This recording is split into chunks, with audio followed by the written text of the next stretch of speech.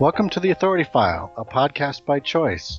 My name is Bill Mickey. I'm the editorial director here at Choice. This week we continue our series of episodes that take a look back at some of our favorite clips from the many conversations we've had since debuting The Authority File last summer.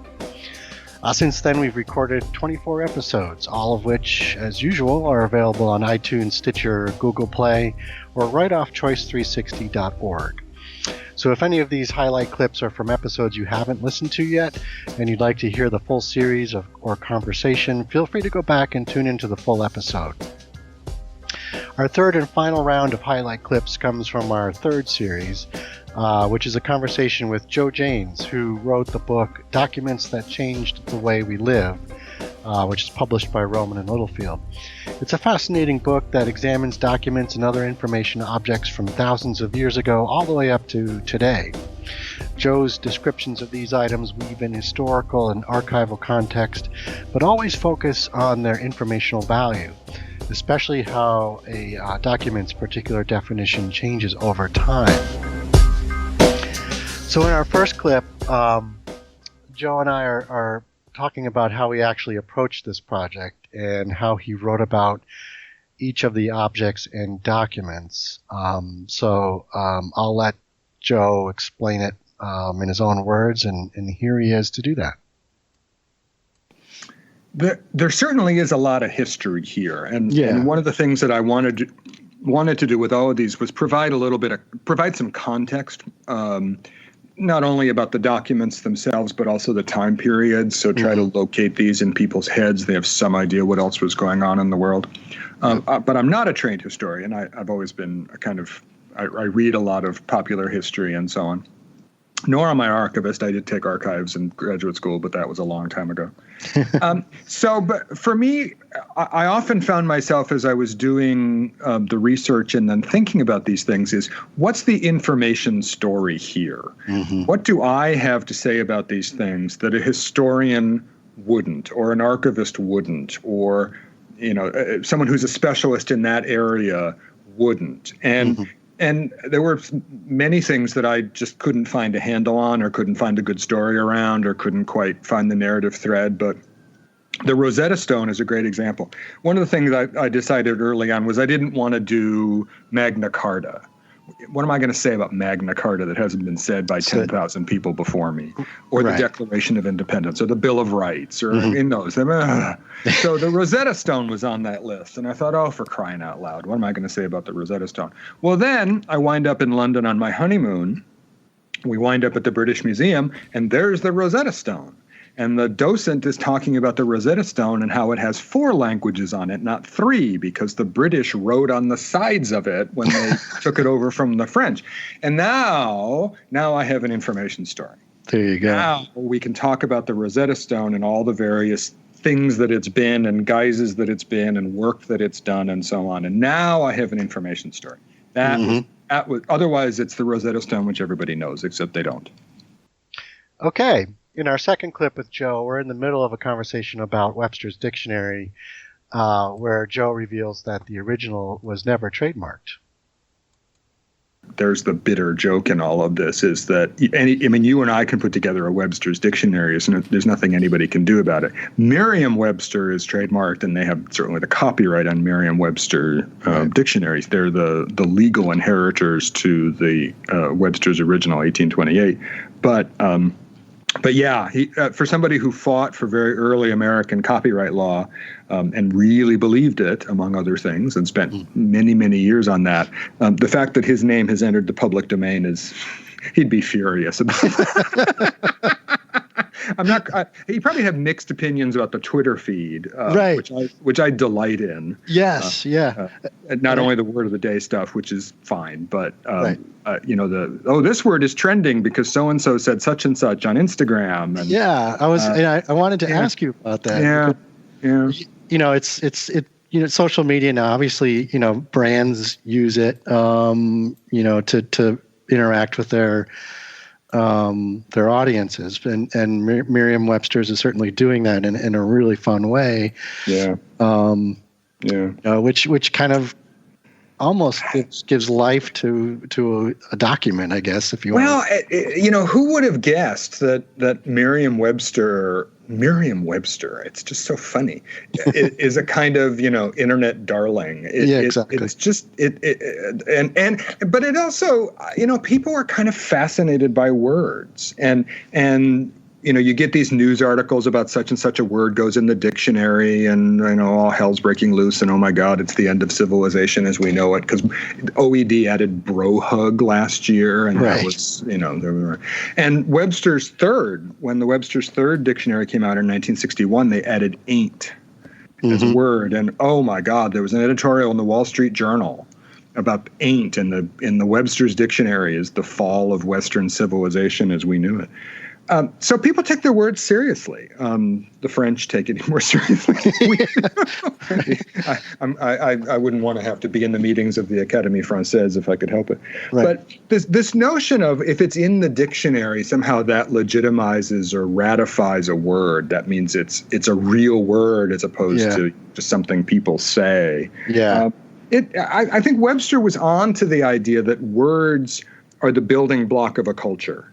Mm-hmm. Because that's how we communicate. Yes, in music and such, but that's how we communicate. And so if the words articulate the culture, and therefore the words matter, and therefore how we define the words, how we decide what's a word and what isn't, how we represent that kind of is one of those keystones of a culture.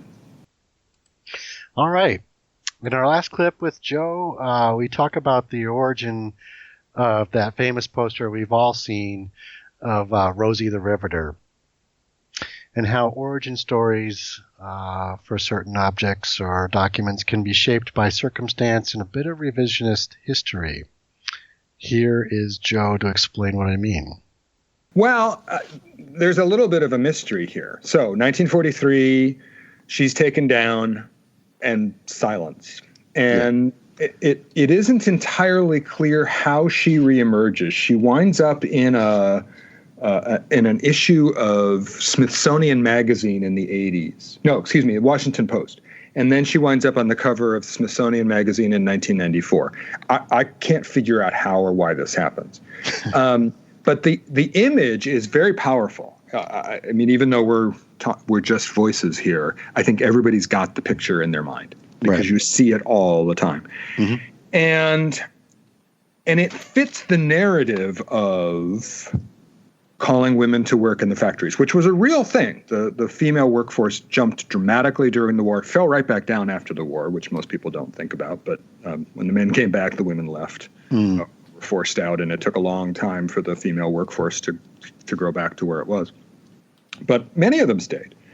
But it fits the narrative of the home front and Rosie the Riveter, who was a song written several months later. And there was a Norman Rockwell Saturday Evening Post cover that was way more famous that now sits in a museum and it's worth millions of dollars, but nobody knows it because the estate is very protective of its copyright.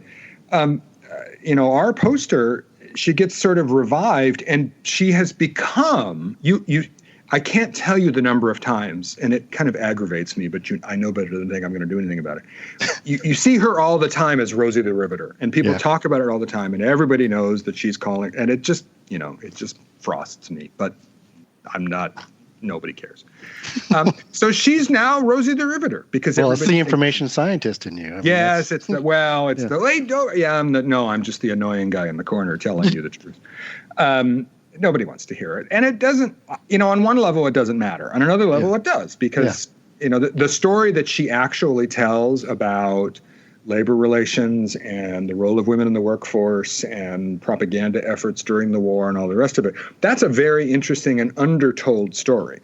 Rosie the Riveter was a lovely, romanticized, everybody was linking arms in the home front, which is mostly true, except it's kind of not. I think the real story is actually more interesting and perhaps more relevant and more pointed, but right, you can't get things out of people's heads. Right. Well, I was just going to say you say posters, and again I'm just quoting from the book here, convey simple messages with a dart-like sharpness and impact, and overall fall into a more general category known as ephemera, materials that are intended to be temporary. And when these things do last, they can often speak volumes about the life and times of the society that gave rise to them in ways that all of the, quote, official sources and documents can't. Right. Yeah. So the story, it's almost 70. It'll be 75 years next spring. Yeah. Spring that since the poster was created, and for that matter, Rosie the Riveter later that year. It's very difficult to recreate what that world was like, because we now know that we won.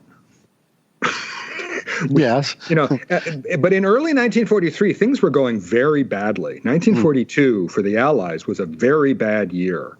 And when that poster went up, there was no certainty. And in fact, you could make a convincing case in early 1943 that the Allies were going to lose. But they didn't know that. We do. So we look at that and we think, oh, wasn't that great the way we all came together? Yeah. But you put her back where she started. You put her up on the wall in Pittsburgh when she started, and you have these women and men going to work in fear for their loved ones who are at war, in fear for their country, and in fear for their way of life, which I don't think we can, well, maybe we can fully appreciate it now.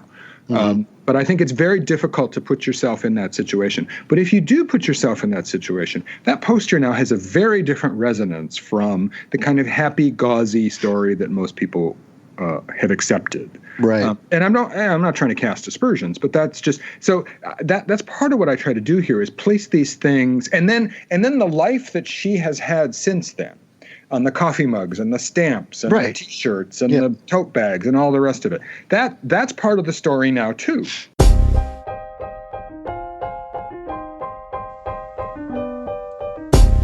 Okay, so that does it for our highlight reel of conversations with Joe Janes, author of the book Documents That Changed the Way We Live, published by Rowman and Littlefield.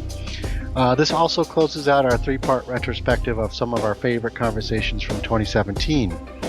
For a deep dive into all of them, feel free to go back and listen to our discussions with Megan Houlihan and Ray Pun, editors of the First Year Experience Cookbook, Bobby Newman and Bonnie T. Harina, editors of Protecting Patron Privacy, a Lita Guide, and Joe Janes, who you just heard from, author of Documents That Changed the Way We Live.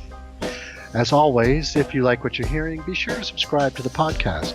We can be found on iTunes, Stitcher, and Google Play. And be sure to leave us a rating and review. It helps others discover the Authority File podcast and, importantly, lets us know how we're doing. We'd also love to hear from you. You can leave feedback on Twitter at @choice_reviews. And thanks, as always, for joining us.